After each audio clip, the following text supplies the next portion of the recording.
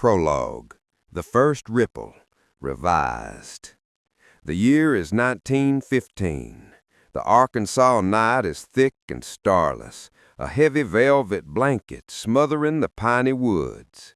A ribbon of red dirt, blood dark in the gloom, cuts through the landscape. The only sound should be the chirping of crickets and the rustle of a possum in the brush. But tonight there is another sound.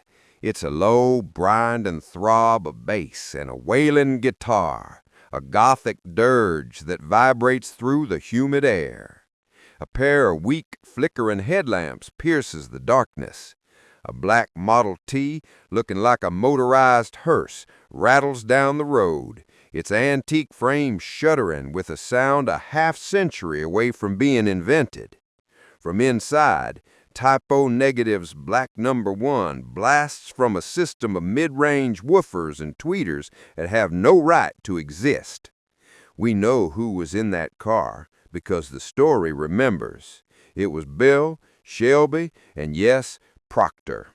Time travelers, all of them, coming back with the one thing that would curse and save a life, a rusty Huffy bicycle with one pedal and a bell. They didn't just drop it off, they delivered it. The car cruises past a small whitewashed farmhouse where the Proctor family sleeps. Inside, a one-year-old boy, the narrator of a story he doesn't yet know he's in, stirs in his crib, the alien sound a strange and fleeting invasion of his infant dreams. He didn't ask for the chaos. But maybe every curse is a strange sort of gift you send yourself. The Model T continues its impossible journey, the music fading down the dirt road until only the crickets remain. The next morning, Proctor's father steps onto the front porch, and then he stops cold. There, leaning against the porch rail as if it had been delivered by a ghost, is a 1998 Huffy bicycle. Its frame is already flecked with a fine layer of impossible rust. One pedal hangs like a broken tooth. It is an artifact of temporal mischief left on his doorstep, a quiet promise of the beautiful chaos to come.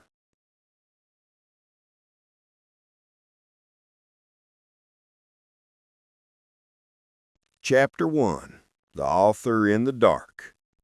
The cursed bicycle sat in my yard, a rusty, unyielding monument to suburban exasperation.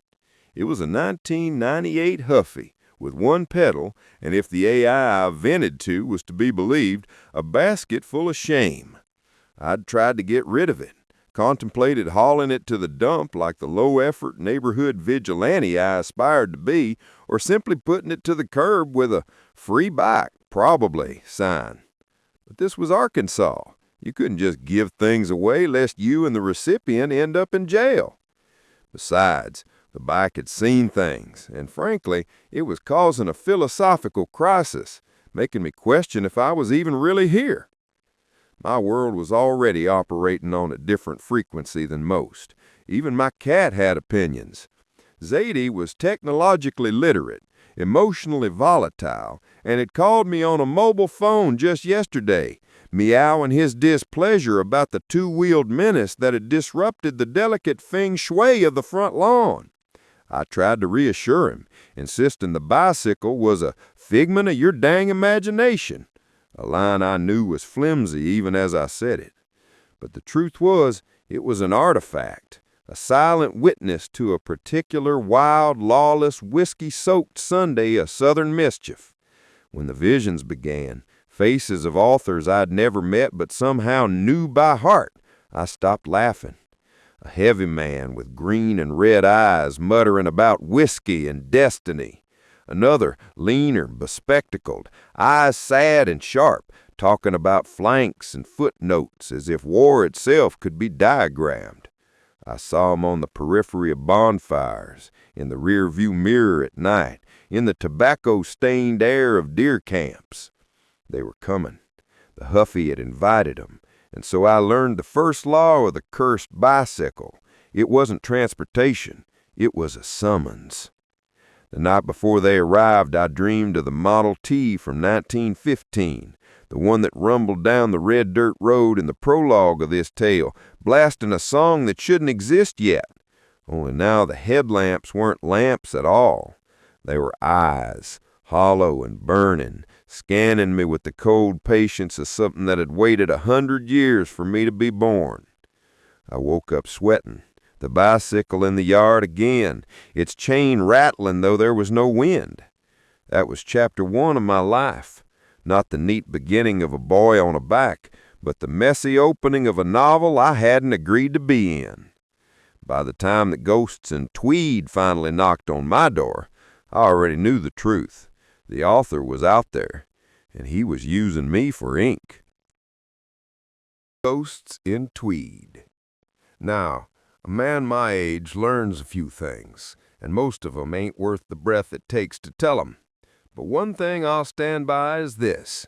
Ghosts don't always show up in sheets, rattling chains like they're late on a payment.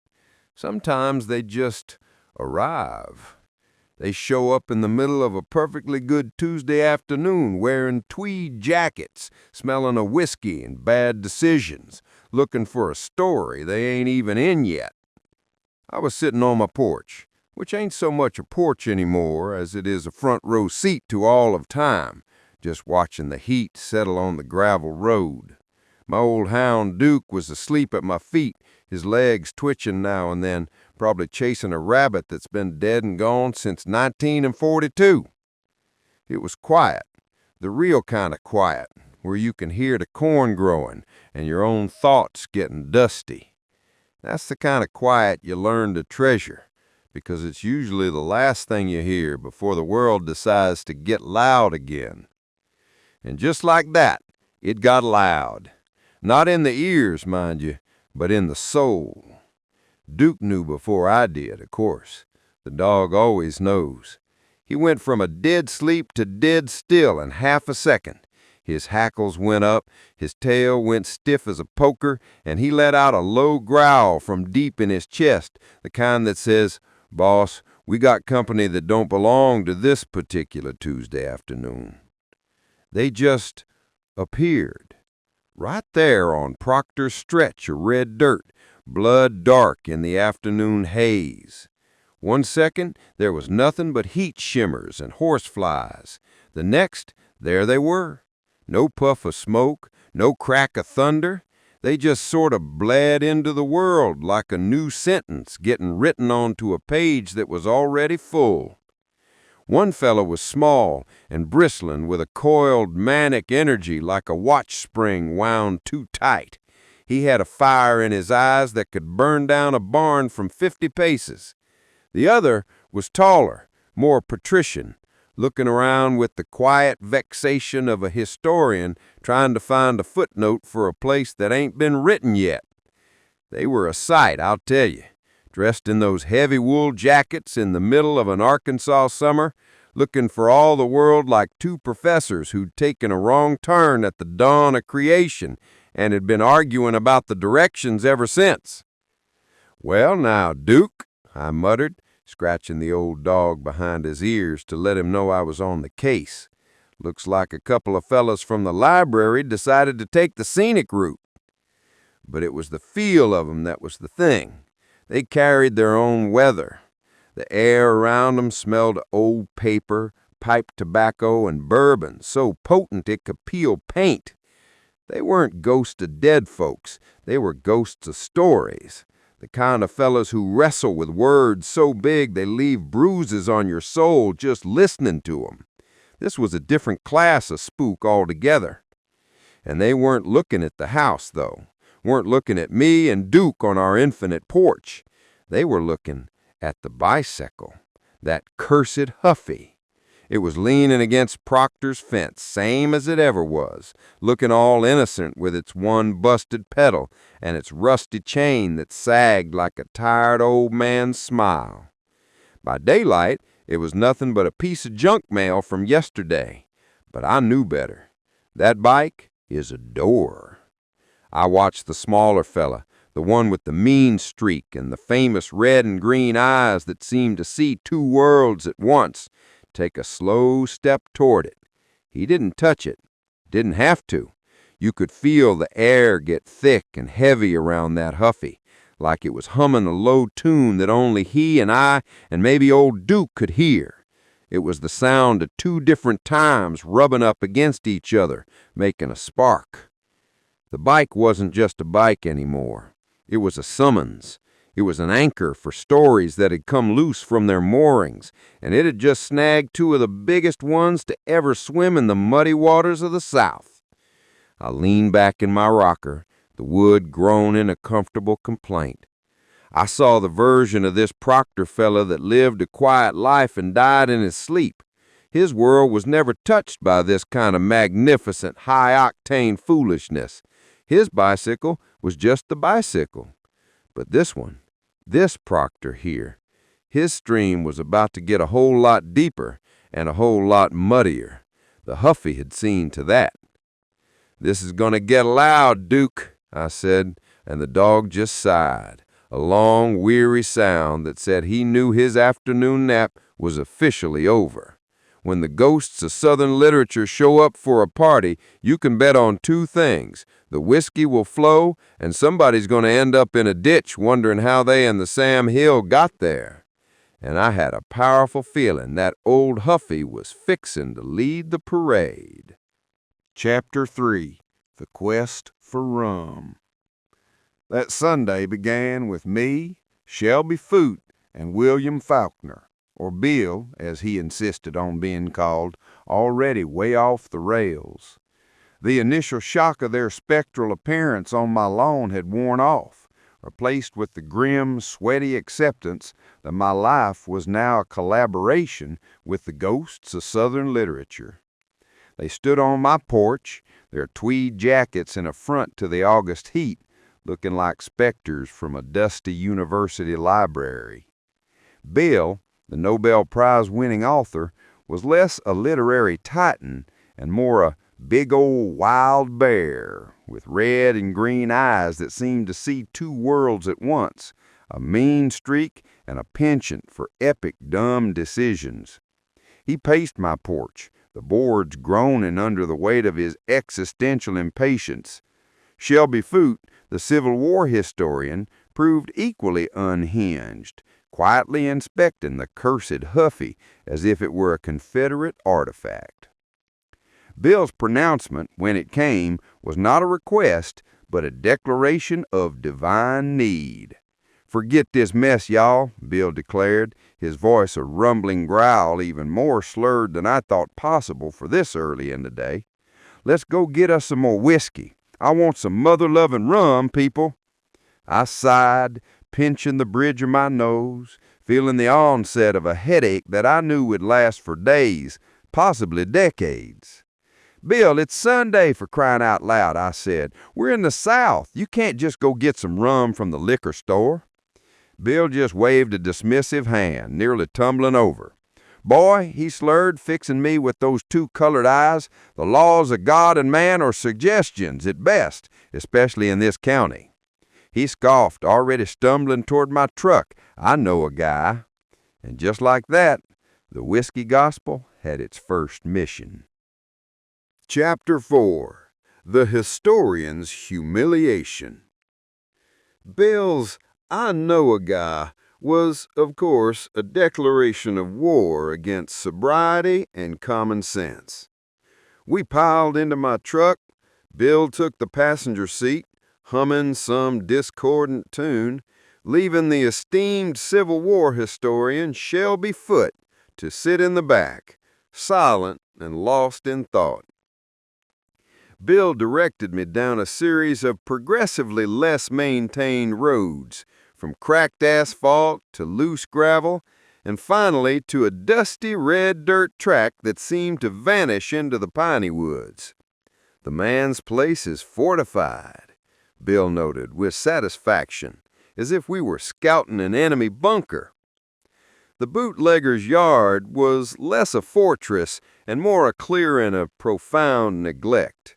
centered around a sagging trailer and a collection of rusted oil drums. Bill, all business, stumbled out of the truck and marched to the trailer door, leaving me and Shelby to wait in the oppressive, humid silence. I was about to light a cigarette when the odor hit me. It was sharp, pungent, and unmistakable. It was the smell of a man who had, to put it politely, lost a significant battle with his own bladder. I turned around in my seat. Shelby Foote was still staring out the window, a look of mild academic interest on his face, completely oblivious. "Shelby, man," I said, my voice strained. The smell was getting worse. "Shelby, man!" He turned to me, his eyes distant. "A fascinating defensive perimeter, Proctor. The use of natural cover, the briar patch, is a classic example of passive-aggressive fortification. Reminds me of—" "Shelby, man, you're a mess!" I finally burst out, unable to hold back the olfactory horror. "You wet your pants in the car in the bootlegger's yard." Shelby blinked, his gaze slowly returning from 1863. He looked down at his soaked tweed trousers as if they were a curious artifact he had just discovered. He didn't register embarrassment. He just mumbled something about flanking maneuvers and holding positions. I concluded right then that he was not just equally unhinged, but quite possibly the smelliest author I ever met, too. Just then, Bill returned, his arms laden with liquor, a triumphant grin on his face. He got in, sniffed the air, and just grunted, "Smells like victory." Chapter 5. Mushrooms, Banjos, and Bootleggers. The thing about Southern Sundays, especially in Arkansas, is that nothing ever really ends when it should. Our so-called Odyssey, fueled by 12 fists of liquor, veered hard into madness. Bill, energized by his quest, directed us to an old property associated with the Foote family, while Shelby, still damp and muttering about flanking maneuvers, provided a dry, historical account of the land. Bill was already striding into the tall grass, his eyes scanning the ground with the intensity of a prospector. Then a triumphant cry. He hadn't found gold. He'd found a small cluster of blue fungi pushing up through the damp earth. "Man, Bill, that's not portobello," I warned, my voice laced with a deep and abiding dread. "That's the blue ones, man. I heard that stuff helps you see things." Faulkner, who was already eating mushrooms like they were going out of style, just waved a dismissive hand. He popped one into his mouth and chewed thoughtfully, a beatific, if utterly mad, smile on his face. "These things here, they keep me regular," he insisted. Within minutes, the mushrooms began their work. Bill's eyes took on their familiar red and green glow. He began seeing Indians and stuff, acting utterly nuts. His education of the locals, it turned out, involved an instrument he now produced from the back of my truck, a banjo. His stated purpose was, bafflingly, for him to teach those black folks how to play it. A small group of farm hands who worked the adjacent property had gathered at the fence line, drawn by the commotion. I tried to intervene. "Bill, the folks already know how to play the banjo, man," I exclaimed. "If they want to, they just don't like that thing." But Bill, on a mission from his own id, would not be deterred. "I'm showing 'em how to play it," he retorted, wobbling toward the circle of onlookers, the clinky contraption clutched in his hand. He launched into a clumsy, discordant rendition. The onlookers watched in stony silence, their patience worn thin. It didn't last long. A tall, powerful-built man with a kind but tired face stepped forward. He didn't say a word.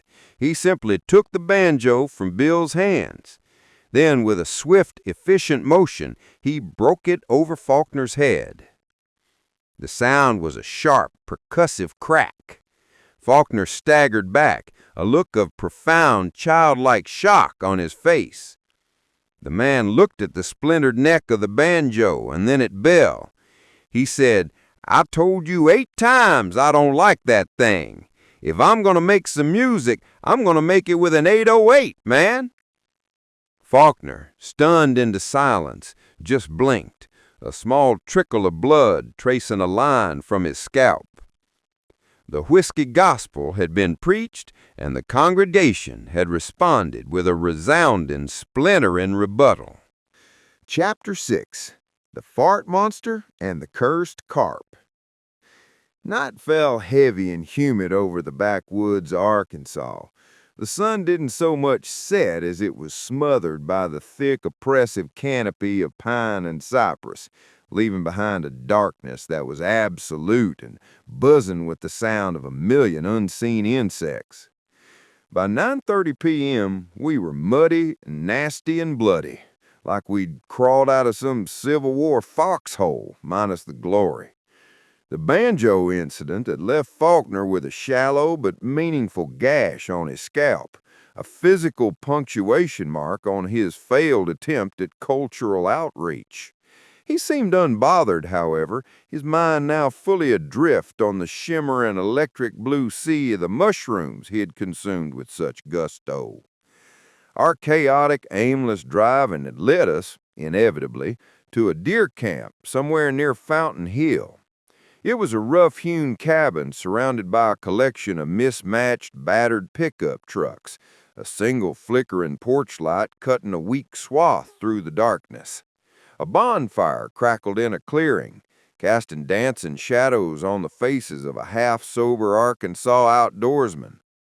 It was here that Shelby Foote, who had been nursing his wounded dignity in silence since the bootlegger's yard, found his stage.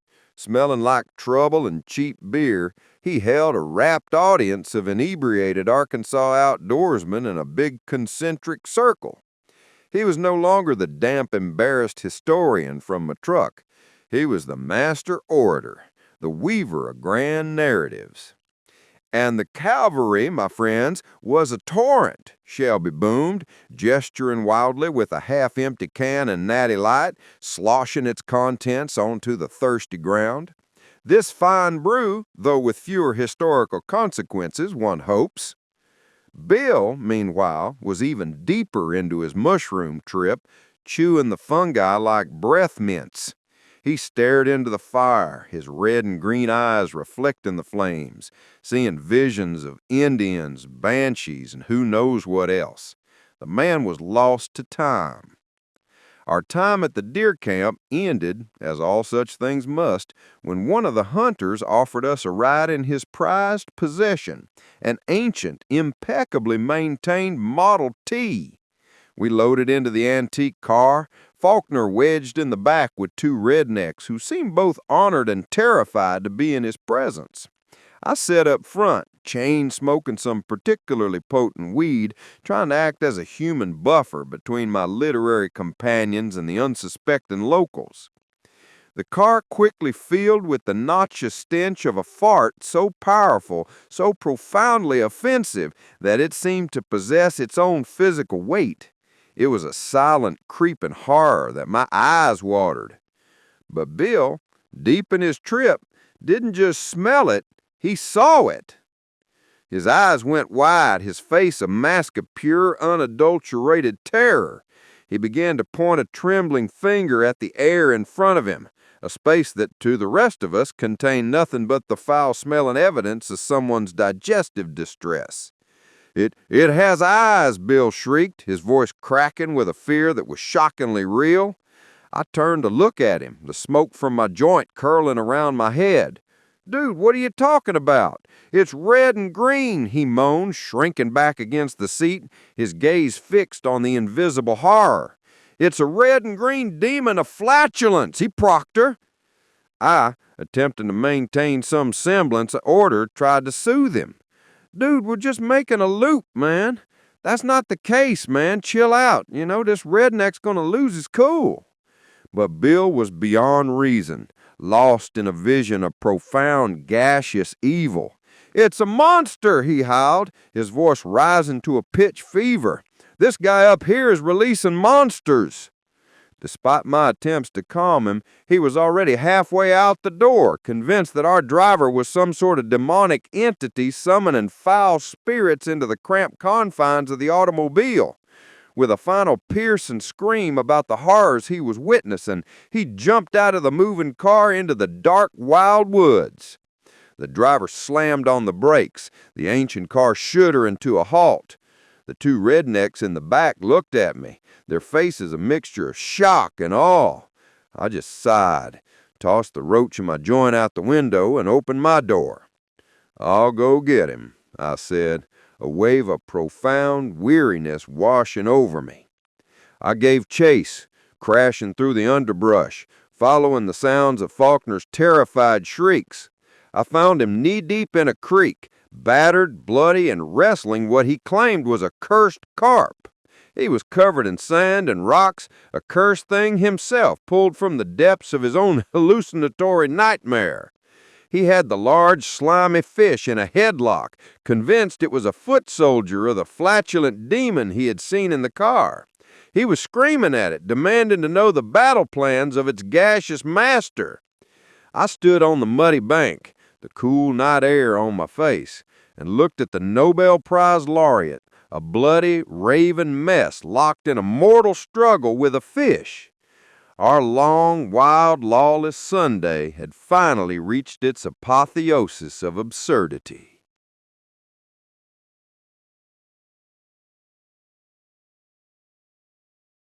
Chapter 7. The Eudora Catfish Insurgency. We were aiming for Mississippi, a return to some semblance of familiar ground, but in the disoriented chaos of the night, a wrong turn led us instead to Eudora, Arkansas. The town was asleep, save for a single beacon of light and frying oil, a catfish joint. We stumbled inside, a trio of walking disasters, dirty, smelling, loud, all of us very confused. The patrons, a mix of late-night truckers and locals, stared at us as we entered. Then a murmur of recognition went through the room. Some of them, improbably, recognized Bill and Shelby. This was a mistake. A small crowd gathered around Foote, their faces alight with reverence. They asked him about Shiloh, about Johnston's fatal hesitation, about the tactics of Forrest. Shelby, his dignity fully restored, basked in the attention. He was no longer the damp, unhinged man from the bootlegger's yard.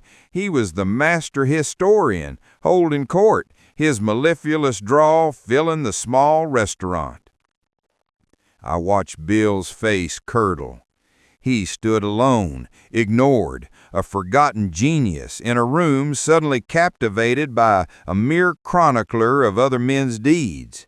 He simmered, his red and green eyes glowing with a dangerous light. It was a fit of existential jealousy, a primal rage against the intolerable slight of being overlooked. He saw the attention shifting to Shelby, and his hand twitched. He reached for a nearby plate. "Silence!" Bill roared, his voice cutting through Shelby's lecture on Confederate supply lines. He had grabbed a fried catfish from a nearby plate, and he held it aloft like a golden scepter. "Do you not see the genius among you, the man who wrestled bears and demons and wrote?" Then he hurled the fish at a nearby table with the fury of a slighted god. For a moment, the room was stunned into shocked silence. Then a hush puppy was thrown in retaliation, and the world erupted. What followed was pure chaos, an all-out food fight of biblical proportions. Ketchup on the walls, hush puppies flying like shrapnel, even the dogs and chickens from outside somehow got involved, drawn by the scent of battle and dropped food. The county deputies, when they arrived, waded into the fray, and after a moment of stunned disbelief, they too joined in, their professional duty overwhelmed by the sheer infectious joy of the pandemonium. Eventually, they had to call in state police, the Arkansas Bureau of Investigation, and all kinds of wild stuff. The catfish joint had become a war zone. In the midst of the beautiful screaming chaos, Shelby, pretty darn smart when the situation called for it, executed a masterful distraction. He winked at Bill, a silent signal between co-conspirators. He then climbed onto a chair, or perhaps the podium at the front, as this place also served as a church on Sunday mornings, raising his hands for silence, though no one was listening.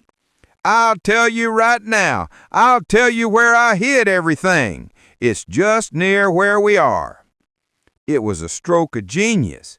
There was, of course, nothing to hide, but the promise of a hidden treasure, a secret stash, was an irresistible lure. The effect was instantaneous. The entire population of Eudora, local cops, state investigators, every racial and zoological demographic, and yes, bicycles, plural, stopped their culinary combat and as one stampeded down the highways searching for the phantom hidden goods.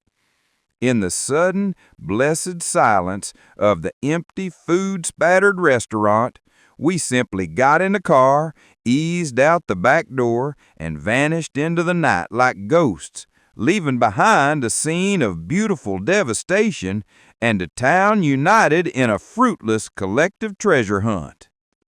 Chapter 8. The Time Machine and the Fried Chicken Prophecy. The escape from Eudora should have been the end of it. It was the chaotic, definitive climax of a particular, wild, lawless, whiskey-soaked Sunday of Southern mischief. We had survived. We were free. But I was beginning to learn that with Bill and Shelby, the end of one bad idea is just the prologue to a worse one. This, it turned out, wasn't their first trip to my time. They'd been coming forward for years, slipping through a shimmering vortex in reality like they were just popping down to the corner store. And they didn't come for enlightenment. They didn't come to save the world or study the decline of Western civilization. They came for two specific modern miracles: gas station fried chicken and modern rap music. "Proctor, my boy," Bill Faulkner declared one afternoon, his face slick with grease as he stepped from a shimmering ripple in the air behind a cross at Conoco, a paper sack in his hand. This is God's own poultry." He had developed a profound spiritual addiction to pressure-fried 8-piece specials. Shelby, for his part, was obsessed with the music. The 808, man, that the banjo player had mentioned, had been a revelation to him. Their time machine, the same Model T that had haunted my family in 1915, was outfitted with a monstrous sound system. I'm talking some 15s in the back, rattling the antique frame.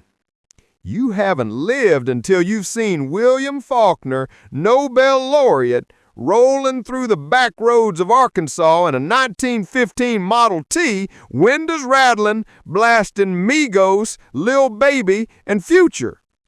They were convinced they were saving literature through bass. And as I sat in the back, the floor vibrating and the air tasting of bourbon and spicy breading, I was starting to believe them. Chapter 9. The Atlanta Detour and the Celestial Scholar. Time had stopped fitting together properly. One minute we were crossing the Mississippi River Bridge, the flat, familiar delta stretching out on either side. The next, we weren't. The world dissolved and reformed.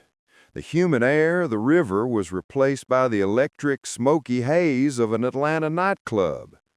The sounds of crickets was gone, obliterated by a bass line so heavy it felt like a second heartbeat. "Trout music," Bill Faulkner mumbled, his eyes wide with a manic scholarly appreciation. Trap music. Migos was live on stage and the place was jamming, a sea of bodies moving as one. Shelby Foote looked appalled, as if he'd been dropped into a battle he had no maps for. I was just trying to keep my bearings, a sober man in a profoundly altered state. And then we saw her. She was on stage and the crowd had parted to watch her. Sunshine, as we'd come to know her, was a celestial scholar, a storm with a thesis. She was, to put it plainly, twerking on stage. But this was not just a dance, it was a lecture. She was, improbably, defending her PhD dissertation on drug use and geography and fucking gender. She was part demigoddess, part academic weapon, and she was explaining the complex socio-political implications of twerk physics to a room that was utterly captivated. Bill was instantly, utterly smitten. "My God, Proctor," he slurred, grabbing my arm, this woman is a whirlwind of pure, unadulterated motion." I tried to warn him. "Don't mess with these girls, man. That's sunshine-level danger. That's phone call your mama and cry on the hood of the Model A danger." It was useless. While Future took the stage to perform a remix, Bill made his move. And the craziest part? She was crazy over Bill Faulkner. I watched baffled as this beautiful, brilliant woman was somehow charmed by a drunken, century-old ghost who smelled like a bootlegger's floor. "This motherfucker's so drunk you don't even know where he's at," I muttered, "and she's just all over." She saw the genius beneath his drunken bluster, and in the space between one song and the next, they simply vanished. Gone. We were left staring at an empty space on the dance floor. This unsanctioned act of narrative fraternization was apparently a step too far for the cosmos. The music sputtered and died. The lights flickered and went out, plunging the club into a sudden, ominous darkness. Then a boomed voice from the ceiling, the same voice that had commissioned us from a cosmic bowling alley, but now it was not amused. It was the sound of a very irritated God.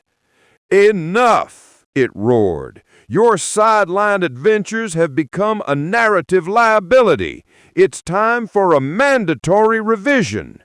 The floor beneath our feet dissolved. We were being pulled out, forcibly teleported by a deity who had clearly had enough of our nonsense. The party, it seemed, was over. Chapter 10. Betty Ford Blues. The voice of the irate God was not a suggestion, it was a deletion. The floor of the Atlanta nightclub dissolved beneath us. The throb of the trap music vanished, replaced by a sudden, jarring silence, and the smell of palm trees, hot pavement, and something distinctly herbal. We had been forcibly teleported.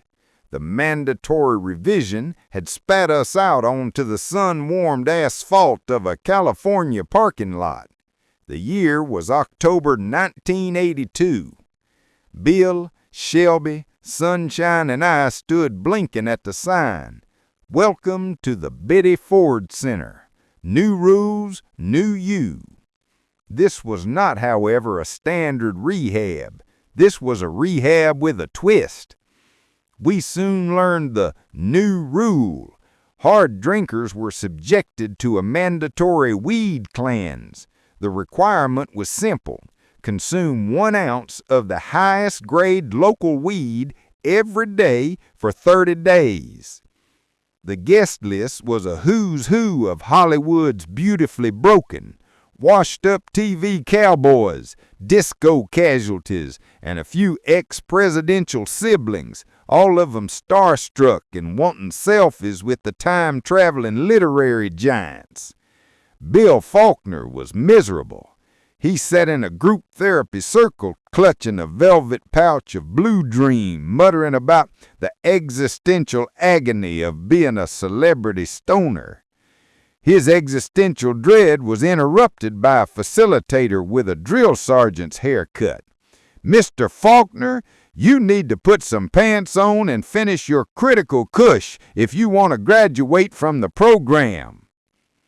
Shelby Foote, on the other hand, was a Southern fried Houdini, the Scooby-Doo of escape rooms. He led multiple breakouts, always preceding his attempt by yelling, "Bro!" before vanishing with the house cat and 3 confused celebrities in tow. Our antics were not unnoticed. The National Enquirer ran an explosive headline, "Real-life Faulkner in rehab.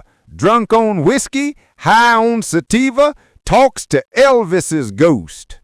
This prompted Congress to hold hearings on the dangers of historical figures in modern pot clinics. Thanks to Shelby's Scooby-Doo level escape genius, our crew, Bill, Shelby, Sunshine, a very dazed Clint Eastwood, and I, slipped out during the final closing circle. We commandeered a wood panel station wagon from the valet Curie and vanished down I-10, blending into the golden haze of California myth. Chapter 11, Blunt Force Discovery. The escape from the Betty Ford Center didn't lead to freedom. It led to another, stranger form of institutionalization.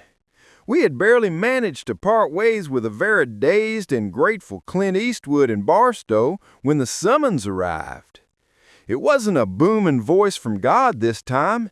It was just a blacked-out government bus that materialized at the gas station where we were arguing over directions, its doors hissing open with a chilling, bureaucratic finality. We were bused to Area 51. The air buzzed. Not with conspiracy, but with a kind of mundane, high-security boredom. Inside, it was less X-Files and more a cosmic community college.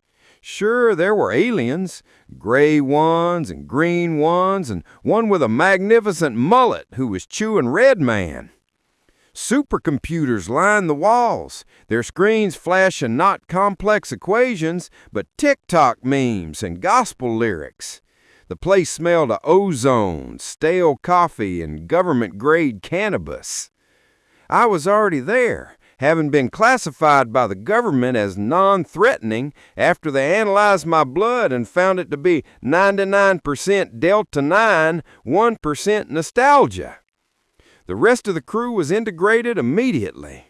Faulkner, ever the philosopher, found himself in a deep discussion with a 7-foot-tall praying mantis who apparently had a Ph.D. about existential horror. Sunshine, unfazed, ran an impromptu yoga rap session for a group of curious grays. Shelby, however, found love, or something like it. He was utterly smitten with Glurb, a lavender-skinned being who communicated entirely through subsonic vibrations and the collected lyrics of 1980s country music. I watched him for 20 minutes as he listened to Glurb, who sounded like a vibrating